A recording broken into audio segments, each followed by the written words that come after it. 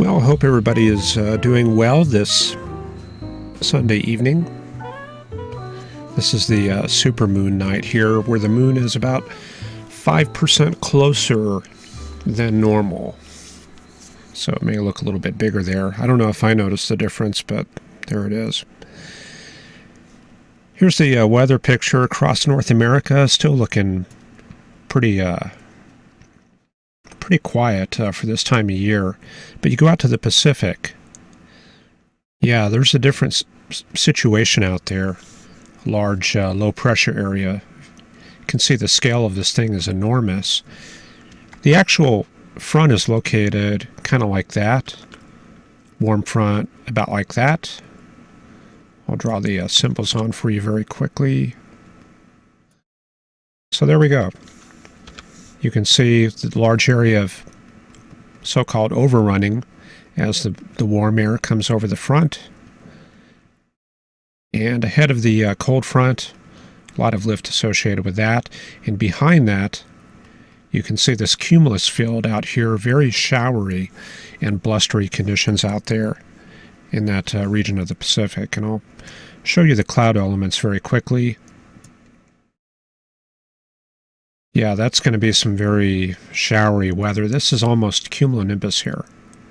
A little bit of rain underneath each one there. And you go out further, just out into the Gulf of Alaska, and you get the upper level low. And it looks like there may be a little bit of cumulonimbus with that, possibly. Very busy pattern. And then if you go out further, you get into Russia.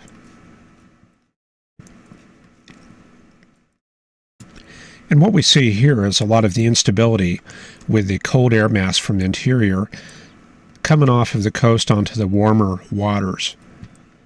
And with that, we get a lot of instability as we get air mass modification coming out of the warm waters.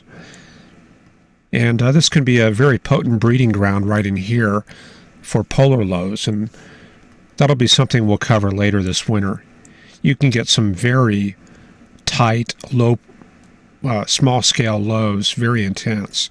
And they can have winds of 60, 70 miles an hour in those things. We'll cover that a little bit later this winter. And then going down into Siberia, this looks a whole lot different from what we have in North America. This is the freezer. A lot of cold weather out over the interior. And just to show you how cold it is, check out some of these temperatures last hour. This is in the Yakutsk area, 45 degrees below zero Fahrenheit. I don't know what station that is. Let me see if I can pull that up very quickly. 24. I don't know WML codes, but anyway, somebody can probably look that up online. 24477. But anyway, yeah, very cold conditions, and this is a very large breeding ground for cold air, and sometimes it will come over the poles eastward like that. We do need a lot of pack ice here in the Arctic Ocean, but later in the winter that can advect out over Alaska and northern Canada and eventually work its way down here. Elsewhere in the country, let's bring up the plots very quickly. Does Alaska have any of that cold weather? Not really, no. Temperatures there. This is a bad plot here. Let me get rid of that very quickly. This is the interface here for adjusting the plots. You can get rid of stations that you don't want, and you can replot those, and I'm going to do that very quickly, and we'll lose that 50-degree plot. And you can see values here in central Alaska are around 10 to 20 Fahrenheit. I think that's a little bit above average for this time of year. But this is painting out the very cool flow from the northerly polar latitudes down into the Gulf of Alaska low. And you can see off the coast there, we start picking up a little bit of that low. And there's that cyclonic flow right here. Pressures here at Kodiak, 967.3 millibars. So that's a very deep low. If that was a hurricane, that would probably be in your Cat 1 1 to Cat 2 range, probably. Although we don't get those kinds of winds down there because of the influence of the Coriolis effect. It's a lot stronger up there, and it gives you a different result in the wind field. Across the central U.S. and the Great Basin area, pretty quiet here. This is typical Great Basin high pattern, high located right there. And we get a very weak northerly flow through the Rockies, kind of like that. Very kind of mild, cool weather and high pressure. Here in Texas, though, we're getting a bit of southerly wind. Right there, recycled polar air coming from the southeast U.S. right there. So it's a little bit on the warm side here. We got up into the 70s today, but you can see we're going to cool off quite a bit at nighttime with these low dew points here, 51 to 45. And down in Mexico, you can see the polar air banked up against the Sierra Madre Mountains, which are located right here. So very cool conditions here, very cloudy. And you can see that a little bit on the Aqua and Terra satellite imagery. Yeah, see all that cloudy weather there. Okay, let's see what else is going on. Not a whole lot really today. Let me see if I'm missing any charts here. Yeah, we better do the thermal analysis real quick.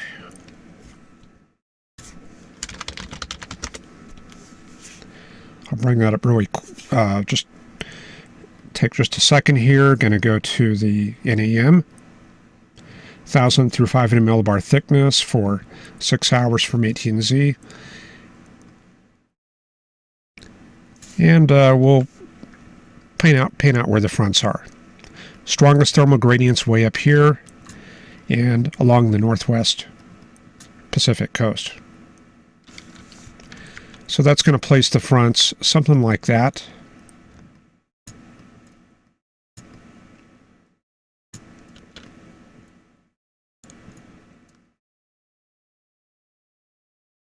Yeah, we'll probably go with that. I don't know. We could probably put a front here just off the coast of Washington, kind of like that. And then as we get into the Gulf of Alaska, maybe an old occlusion, kind of like this. Let me move the map so you can see that. You can see how that low in the Gulf of Mexico, or Gulf, that's pretty far from Mexico. The Gulf of Alaska is very cut off from the thermal field. The main area of strong baroclinicity is way down to the south. And this is basically a large upper level low, kind of centered with the surface system here. This is basically a barotropic low pressure system out here over the Gulf of Alaska. So that's going to gradually weaken with time. And what else is going on? Northern Canada, we're developing a little bit of polar air here in the Baffin Bay region. If that really starts picking up and deepening, we may see some intrusions of cold air southward into the central U.S. For now, though, pretty quiet, just high pressure. There's that plateau high over Utah and Colorado. And that's about it from what we have here. Things should get a lot busier next week, though. Let's bring up the GFS model.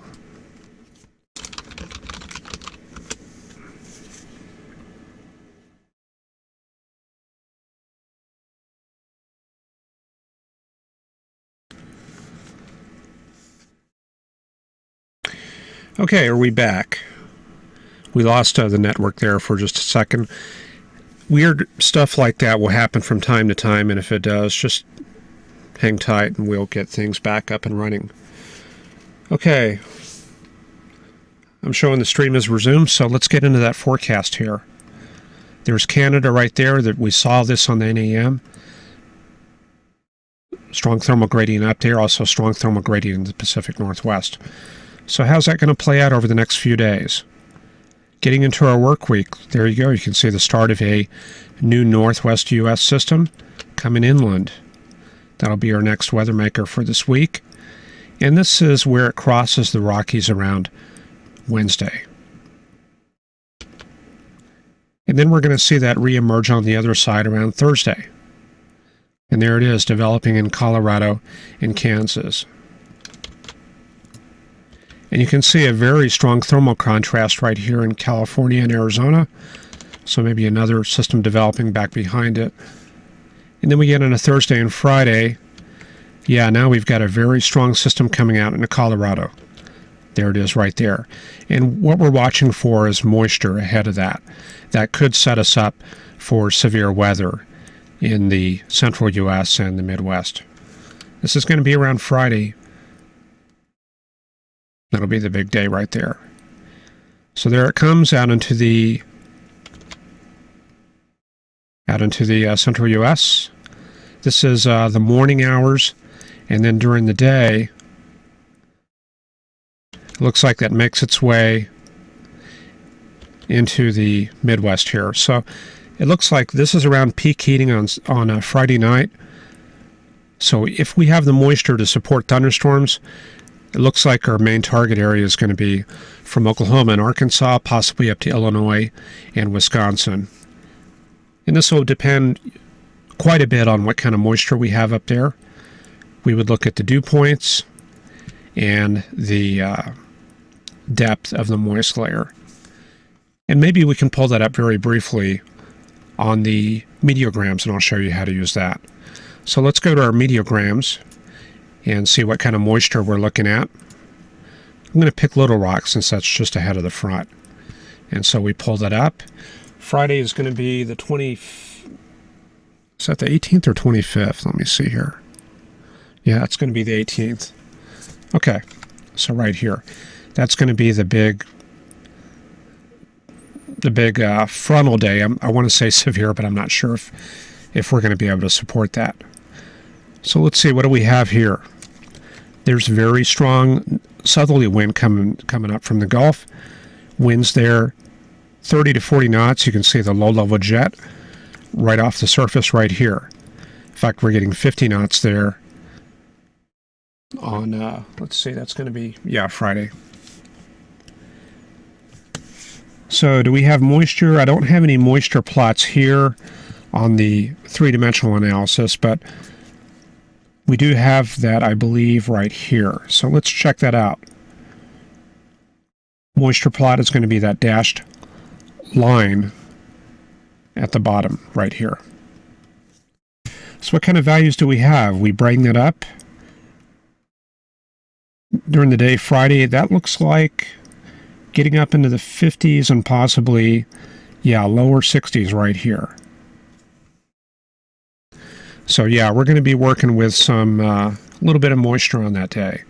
Let's check out, let's see, we don't have Shreveport. We can use this custom meteogram function, however. So I'm going to do a custom meteogram.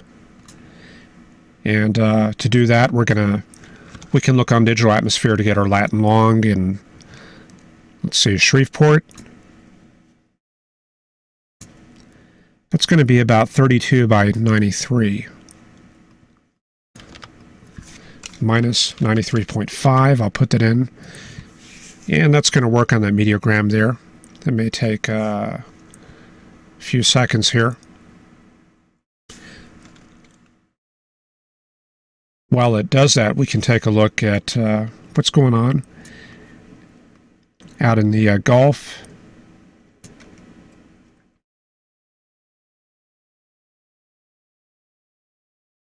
And looks pretty cloudy. I don't know if that's a northerly flow out here. That possibly is right there. And we tend to get that with cool intrusions down into Mexico. And we get very strong mountains through the passes right here. Do we have that pattern in place? Yeah, we do. And you can see, yeah, some strong winds right through here. So they're still working with the remains of that cold air mass moving to the south, and that can be important on a severe weather event because it will push a lot of the better moisture a lot further down south. And that'll make it hard to recover a moist air mass to bring that north. So this could factor into our chances of severe weather later in the week. Do we have our meteogram up? Yeah, we do. There's Shreveport. And what kind of conditions do we have for Shreveport? Looking at the dew point here. Yeah, we're bringing up 50s on Thursday, and then, yeah, low to mid 60s for Friday. So yeah, that's going to be that could definitely be a very unstable air mass coming up. So we'll have to keep tabs on that for later in the week. Okay, let's see. Get back to the GFS. We're getting off track here a little bit.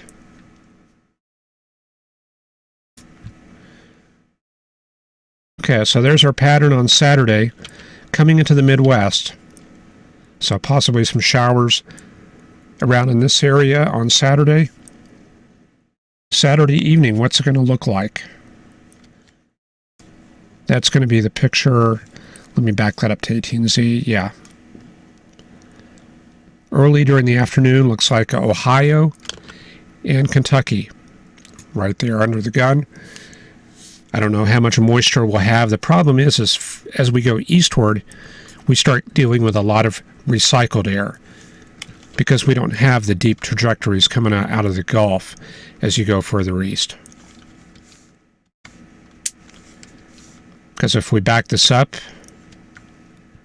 about a day or two, you can see the air mass that's feeding up into this area is mostly coming from Florida and the coastal waters along there.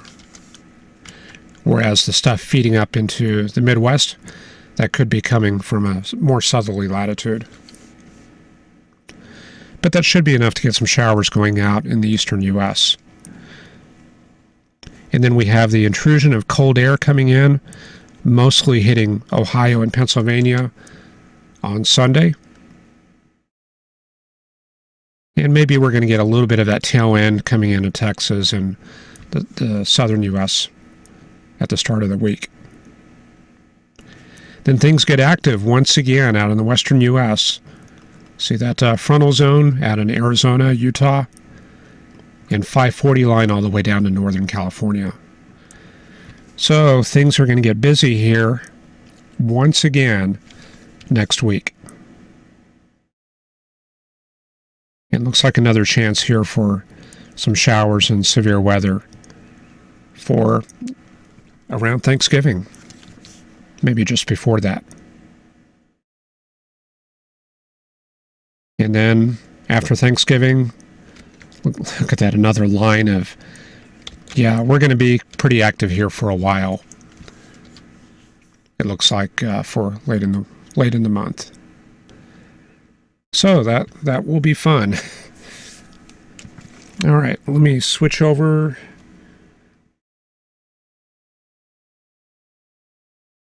Give me just a second here.